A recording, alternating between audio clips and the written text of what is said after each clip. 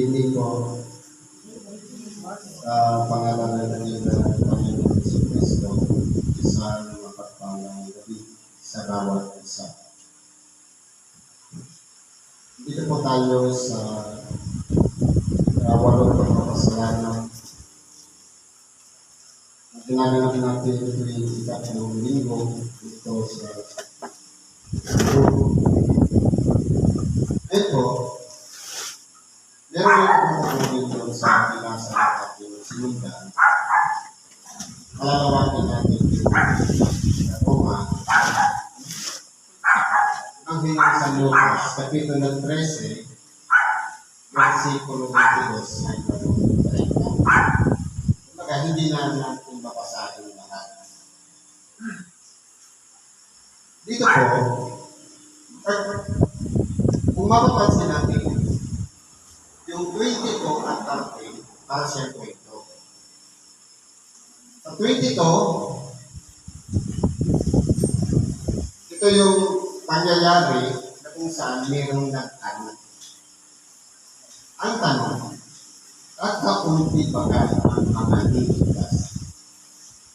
Bakit?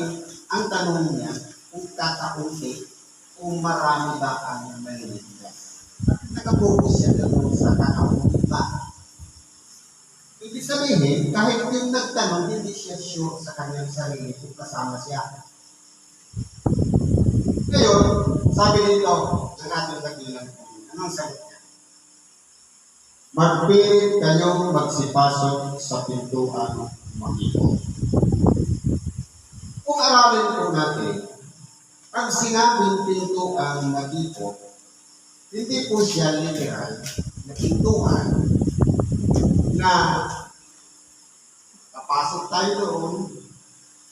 Kasi po, sa dami ng pintuan, hindi natin alam kung alin doon yung mag-ikot at malpak. Ano po ba ang ibig sabihin ng ating dakilang tanong?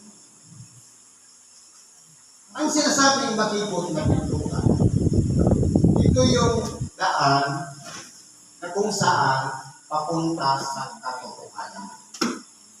Kaya siya sinasabing mag-ikot dahil may mga bagay-bagay na kinakailangan natin baguhin sa ating mga pamamaraan ng katotohanan. Ay may prinsipya, disiplina. Kasi sabi dito ng ating nagilang tayo, marami ang mga sisikap na pumasok at hindi mangyayari. Hindi ba ngayon, napakarami ng mga sisikap, religious group, congregation, na ipinapangaral ang salita ng Diyos. Pero po, pagdating po doon sa gawa, hindi po sumasang-ayon yung sariling gawa ng mga tagasunod sa mga simbahan, komunigasyon, doon sa aral o itinuturo na ebanghelyo. Kaya sabi dito, marami ang nagsisikap at na pumasok at hindi mangyayari. Ano po ibig sabihin dito? Halimbawa, tayo, aktibo sa pagsimba, aktibo tayo sa pananalangin, aktibo tayo sa lahat ng aktibidad sa simbahan. Kasama tayo doon sa mga nagsisikap na nakapasok. Pero hindi nangyayari. Bakit? Meron kasi tayong dating kaugalian, dating nakasanayan na hindi natin maiwan-iwan. Ano-ano mga ito? Unang-una, ugali. Nagsisimba nga, pero hindi pa rin matino ang ugali. Madamot pa rin, madaya pa rin, nanlilibak pa rin, naninira pa rin. sapagkat yun ang humahatak sa atin upang sa ganon, hindi natin masunod yung pagpasok sa pinto ang makipot.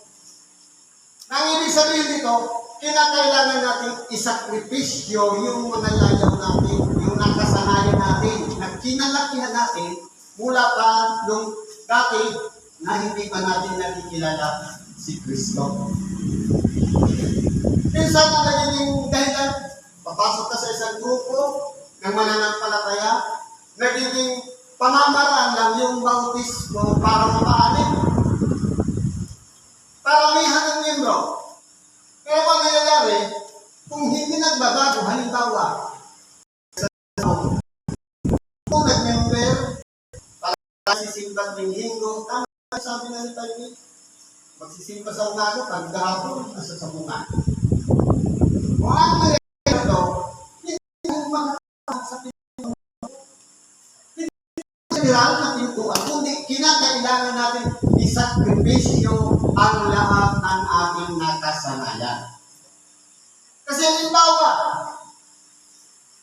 nananaral ako ng salita ng Diyos. Pag-uwi ko sa bahay, nagtataya naman ako sa waiting, useless din. Nagsisikap akong maligtas, pero hinahatak naman ako ng laman para dayain, para makasunod doon sa layaw nito. Ito po yung kinakailangan natin sundan, yung disiplina na dapat isinasagawa natin. May mga bagay-bagay na nakasanayan tayo na kinakailangan natin isakripisyo. Ano-ano pa yan? Halimbawa, yung pag-uugali na lang. Kung sabihin natin palagasalin tayo, pero bastos naman yung bunganga, useless pa rin. Mahilig tayo magsimba, pero naninira tayo sa kapwa, bago wala tayo. Kaya kinakailangan nito, ang tinuturo kasi dito ng ating kanilang Panginoon, yung pagpasok doon sa buhay na dapat matino na kung saan yung aral na ating binabasa, pinapakinggan, na mga pinapaliwanag sa bawat araw ng pagsamba, unti-unti natin yan i-apply sa ating buhay. Kapag yan po ay naisasagawa na natin, hindi naman po kasi yan biglaan na totoo nga, nagsisikap tayo na mapabuti, maging banal, maging kalugod-lugod sa Diyos. Hindi po pasihan yung pagiging aktibo sa simbahan. Kasi po, kung titignan natin, sabi dito sa Santiago, anong sabi? Sa tunay na religiyon. Ang tunay na religiyon at walang tungi sa harapan ng Diyos ay ito: dalawin ang mga hila at mga babaeng bao sa kanilang kahirapan. Sa mga tuwid, meron tayong tungkulin na yung mga walang-wala ng ibang inaasahan, yung mga ulila o bao, na wala ng ibang inaasahan na maliban sa Diyos, dapat kasama tayo doon sa tumutulong sa kanila. At ano pa yung isa? At pag-ingatan, walang dungis ang kanyang sarili sa sanlibutan. Kasi po, iba po kasi ang nakasanayan natin isa doon sa itinuturo ng ating dakilang Panginoong Jesucristo.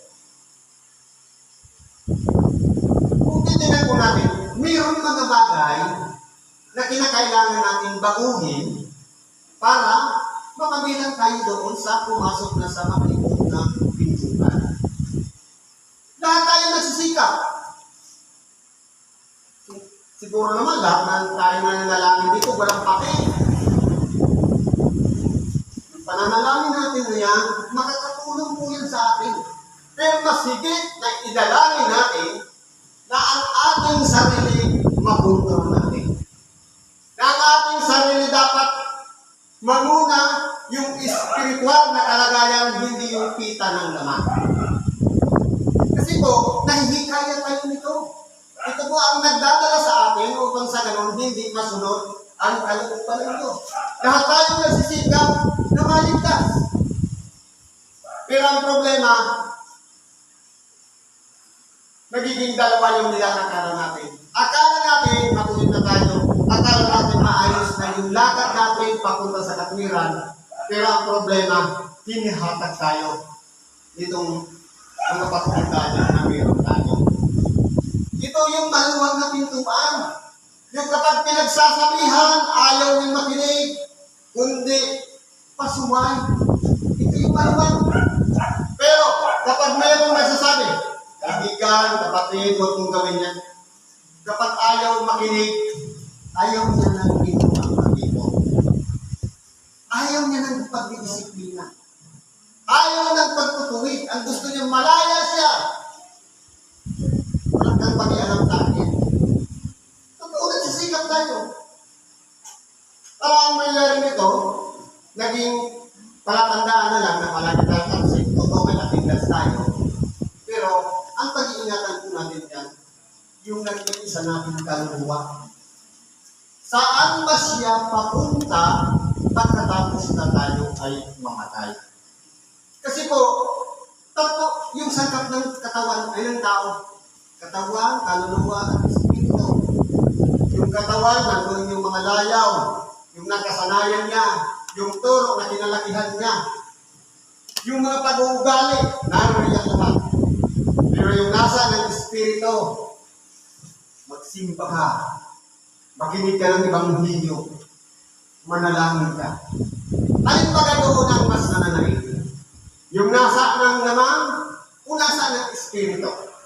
Ngayon, kung mas mananaig yung nasa ng naman, yung pagiging madaya, yung tinatamad magsimba, ayaw makinig ng Ebanghelyo, tapos nagmamalaki, nagmamataas, nagmamakuri, at kung ano-ano pang mga pita ng laman ng nasusunod, sayang yung pagnanasa natin. Gusto sana natin maligtas. Pero nadadala tayo ng pita ng laman. Kaya ngayon, yung espiritu natin umiiyak. Gusto niya yung kaluluwa na narin sa ating kaluluban. Itong kamalayan natin, masama sa doon sa kaligtasan. Na pinangako ng ating dakilang Panginoon na dapat sana'y maligtas. Pero po, kung nakadala tayo ng pita ng laman, magiging useless po ang ating mga pagsamba, ang ating mga pananalangin. Ngayon, pagdating dito sa 25, halimbawa, dumating na yung kapanahunan na tayo ay namatay na. Nag-aantay na rin ng pagbabalik ng ating dakilang Panginoon. Sabi dito, kung nakatindig na ang puno ng sangbahayan, nasa panahon na ng paghatol. Sabi dito, at mailapat na ang pinto. Kung baga, hindi na po uupra yung mag-apila. Kasi sabihin natin, tumulong naman ako sa may karamdaman. Nangaral ako ng ibang video. Nagpagaling ako. Ngayon, wala na pong chance para i-consider yung mga bagay-bagay na inaapila natin. Kaya ang pinag-uusapan natin dito, totoo, ganito tayo nabubuhay pa sa sanlibutan. Ang pinaka-importante dito, para masunod natin yung kalooban ng Diyos. Simula ngayon, pag-aralan na po natin ayusin ang ating mga pamumuhay. Hindi po yan para sa inyo, kasama po ako dyan. Sapagkat lahat tayo ay nadadala ng kita ng naman. Kinakailangan natin, tuturuan natin ang ating sarili na dapat yung Ebanghelyo, halimbawa, ako nagbabasa ng Ebanghelyo, ipinapangarap ko, kasama ako sa tagapakinig, na dapat din baguhin ang sarili, upang sa ganoon, maging kalugod-lugod din ako, na hindi masayang yung pabalik-balik ng templo, yung sipag sa pagmimisyon, at kung ano-ano pa man na ginagawa natin, na sana sa pagdating ng panahon, sa pagbabalik ng ating dakilang Panginoon, na-secure din natin ang ating nag-iisang kaluluwa kung saan siya papunta. Tatanggap pa siya ng buhay na walang hanggan doon sa kaluwalhatian ng ating dakilang Panginoon? O doon sa kadiliman, nang sabi nito, nandun na nga ang pagtanis at paggangamit ng mga ngipin. Sabi dito sa 30, narito may mga huling magiging una at may mga unang magiging huli. Malawak ang kahulugan nito. Meron tao, bagong pasok pa lang sa paglilingkod, isinaayos niya na ang buhay. At meron ng tao, matagal na sa paglilingkod, ganun pa rin yung ugali. Ganun pa rin yung attitude. Wala pa rin pagbabago. Kaya ang mangyayari po niya, mas lamang pa yung mga nahuli na nauna sapagkat minsan lang dumating sa kanya na mapakinggan ang salita ng Diyos at nakita ang tunay na pagsisisi at pagbabalik loob sa Diyos. Kaya huwag natin tayo na masarahan tayo. Ito yung panahon na habang bukas pa, hindi pa dumarating yung paghuhukom, dahan-dahanin na natin ang pagtutuwid sa ating sarili. Kasi ang target natin dito sa pagiging ganap, perfection. Hindi natin yung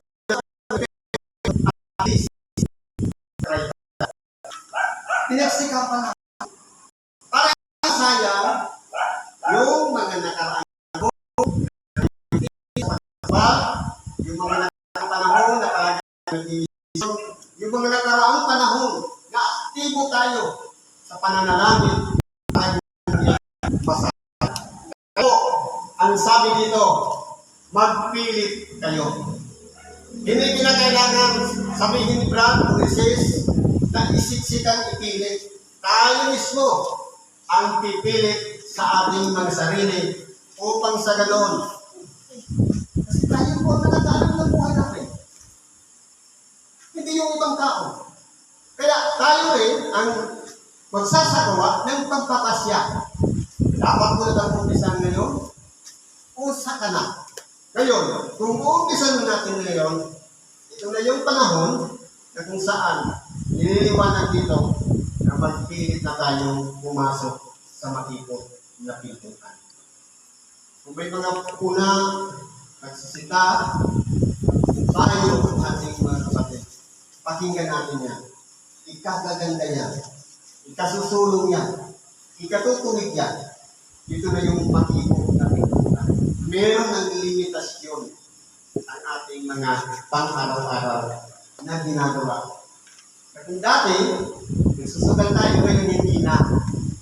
Dati nagtataya tayo sa luto ngayon hindi na. Ito din yung makikot.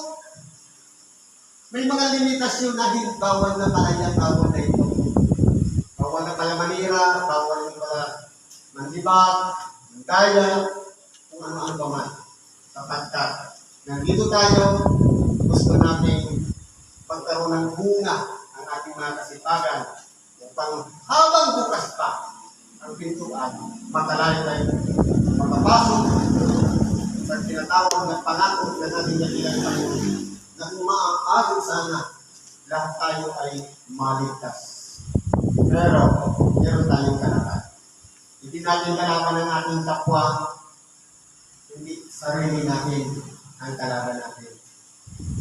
Nananalangin tayo minsan, tinutulungan natin. Nakikinig tayo ng ibang milyon minsan, ayaw natin